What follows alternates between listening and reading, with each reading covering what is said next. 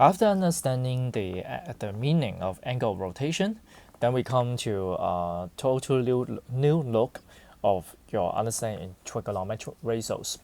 So I guess some of you may not know this word quite well. So like trigonometry, the noun form, trigonometric, the adjective, which is talking about sine theta, cosine theta, tangent theta in general. And then previously, when you were in junior form, sine, cosine, tangent, theta, they are referring to small angles, I would say, and which because you are talking about a right angle triangle over there, so you have an angle theta, and according to the position of theta, you can define the one next to it is called adjacent side, opposite to it is opposite side, and the longest one facing 90 degrees is called hypotenuse. We just use the h to represent it. So in this situation, then you will see that, or you can recall, sine theta. So in short, I just call is opposite side over hypotenuse. Cosine theta would be adjacent side over hypotenuse, and tangent theta would be opposite side over adjacent side. So these are the original, very old definitions for you in trigonometric ratios. But what if we have a very big angle, theta is like 120, 300 degree, which is impossible to appear in an triangle. So as a result, the coming part will be telling you about the new definition of trigonometric ratio in this case. So we see that every time when we talk about angle theta, so like the picture on the right hand side, so maybe a very big angle. Now this one is greater than 90, which is in quadrant 2. So in this case, so the angle should end on a certain side. If you still remember, it's called, yes, terminal side. At this terminal side, you will see that you can treat it as like a circle, as shown in the picture. So as a result, the length of the terminal side will be carrying a length called radius, r, whereas there's a point referring to it, and which is called point xy.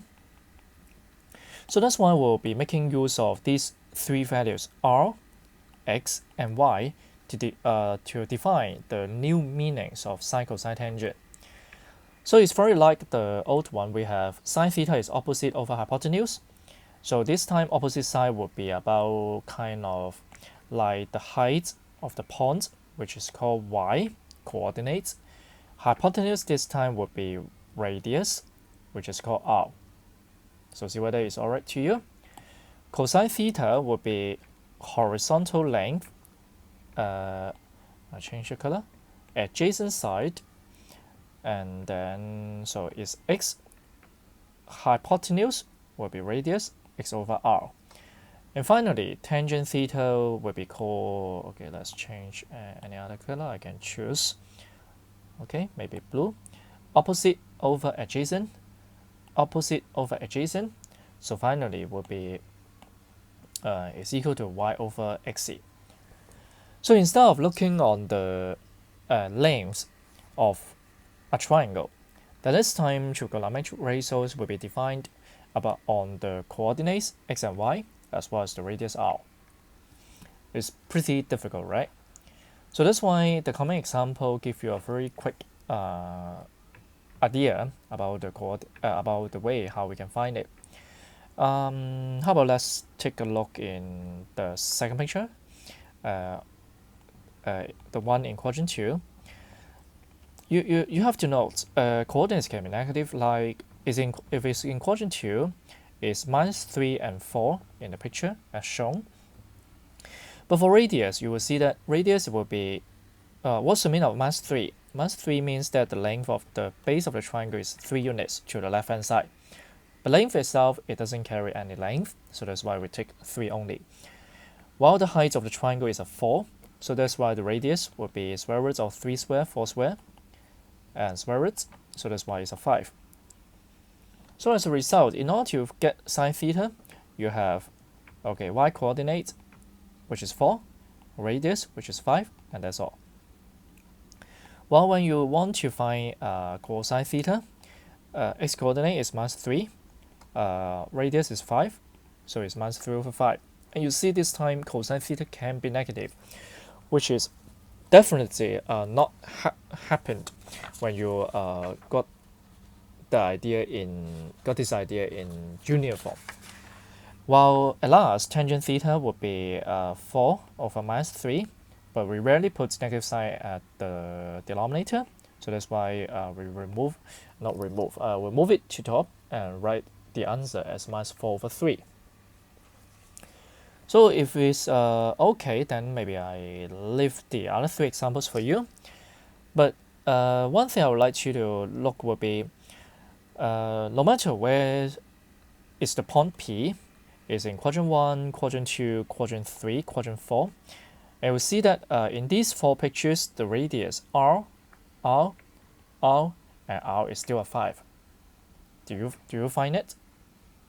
Yeah, hopefully you can find it, because actually the 4 circles provided in this example are the same. So when P is moving, then yes, the radius is kept as a constant, which is equal to 5. So let's take a few minutes to do example 5 by yourselves. Next, we jump to example 6, maybe taking example 2 as a reference. This time the question is a bit special because the angle is in clockwise direction. That means theta is in negative sign.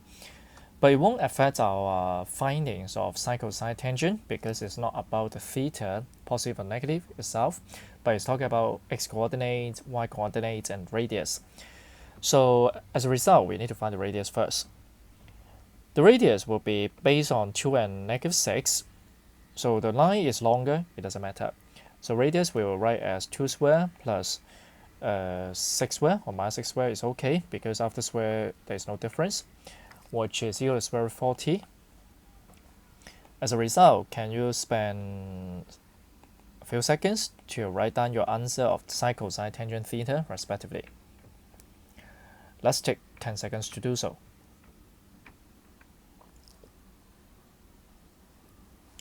Alright, so first one is minus 6 over square root 40. Cosine theta is 2 over square root 40, whereas tangent will be minus 6 over 2, which is equal to negative 3. If the question not requiring you to rationalize the fraction, then you can end sine theta cosine theta as the one we have written down. That is alright. So far now you experience that sine theta, cosine theta, tangent theta may be positive, negative in different regions. So shall we summarize that about, do we have a summary or rule to decide the signs of the trigonometric ratio in the question? So the first thing we have to do would be, okay, let's take a look. Okay, this is quadrant 1, quadrant 2, quadrant 3, quadrant 4, with the 4 special angles 0, 90, 180, and 270 degree as the boundaries. And then in each quadrant, you definitely know that radius it will be positive everywhere, no matter which quadrant you are referring to. But in quadrant 1, you will see that both the xy coordinates, so if you, for every point in quadrant 1, it should be positive and positive because it's on the right hand side and going up. So by the same principle, can you see that number 2, quadrant 2, what are the signs of the coordinates of any point? For example, pxy is lying in quadrant 2. Yes, it's on the left hand side, so it's negative for x coordinate. It's on top of the x-axis, so that's why it's positive. Continuously, you have any point in quadrant 3. So what are the signs of the coordinates? On the left-hand side, negative. Below x-axis, negative as well. And finally, any point in quadrant 4, so it should be positive and negative, respectively. So in this case, so repeat again. So these lengths will be called radius. So it should be positive everywhere because it's talking about the length. Now recalling the definition of sine theta, cosine theta. Sine theta would be y coordinates over radius. Cosine theta would be x coordinate over radius. And tangent theta is y over x respectively. So as a result, now we take a look on the sides of sine, cosine, tangent.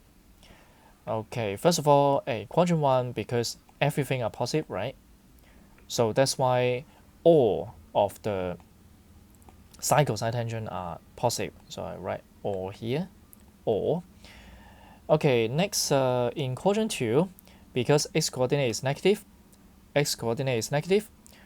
so that's why cosine theta, tangent theta, they are negative.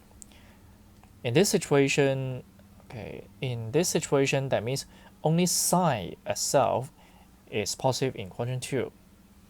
Similarly, we do quickly now.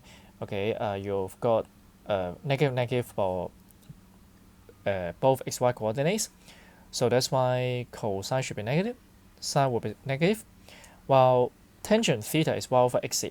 So negative, so it becomes positive as afterward. So as a result, in quadrant 3, only tangent is positive. And finally, you use similar way to conclude that cosine theta is positive in quadrant 4. And then at last, now you can see the rule. Quadrant 1, all are positive. Quadrant 1, all are positive. Sine is positive in quadrant 2. Tangent follow in quadrant 3. And finally, cosine is positive in quadrant 4. So this is called, what you can see, called ASTC, so which is talking about the signs of trigonometric ratios in the 4 different quadrants.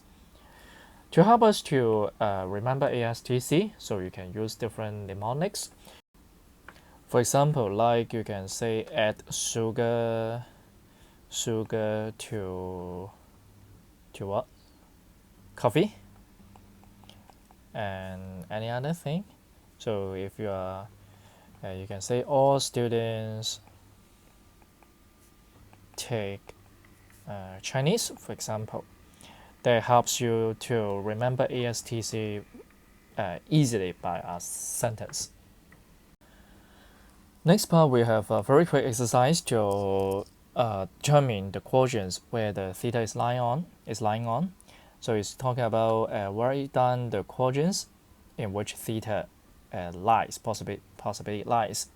And then so now we need ASTC. So this is the way how we remember it. You can do it similarly in your exercise or in your exam. Okay, so first of all, number 1, sine theta is positive. So all is positive, sine is positive. So that's why you've got quadrant 1, quadrant 2. Okay, let's jump to number 4. Number 4, cosine is 0.866. Without using calculator, you can still see that it's positive. Positive, that's why it's quadrant 1, quadrant 4 for cosine theta. So we have quadrant 1, quadrant 4 respectively. And there are some harder questions like in number 7. Number 7, there are conditions called AND. So what does that mean? And let's take a look. Cosine theta is negative, so that's why it should be quadrant 2, quadrant 3. Sine theta is negative, you have quadrant 3 and quadrant 4. So in this case, in order to achieve the condition called AND, you want both of them to be negative. There is only one choice, of which the theta should lie on quadrant 3 in order to get these two required results. So number 8 and number 9, they are similar in this case, so you may try it by yourselves. Next, the hardest job is how do we make use of this ASTC to find find the value of sine, cosine, tangent, theta as required in the question. And then so I will pick example 8a, so that demonstrate the idea. Tangent theta is minus 12 over 5, and theta is lying in quadrant 2. So you may draw here.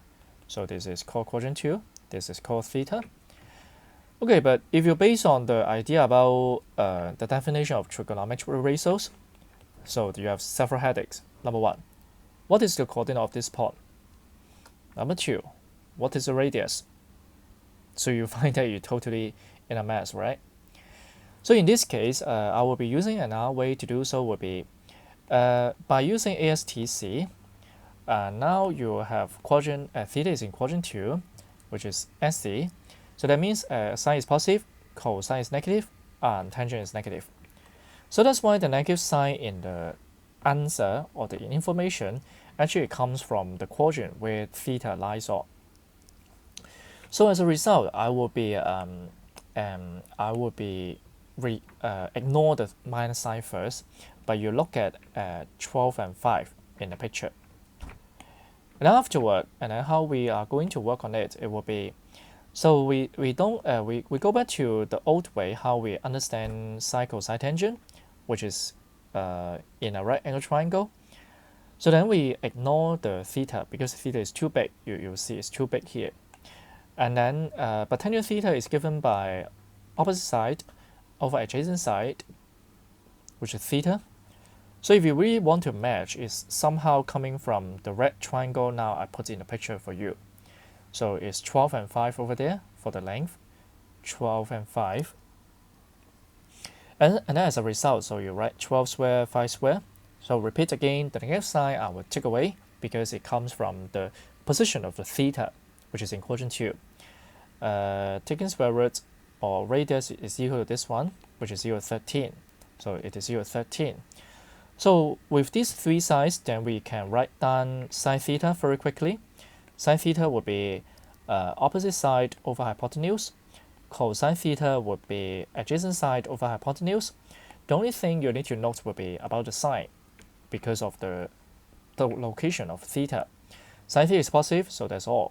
Cosine theta is negative, so we add a negative sign, and that is. If it's alright, then you try part B and some other exercise in the textbook.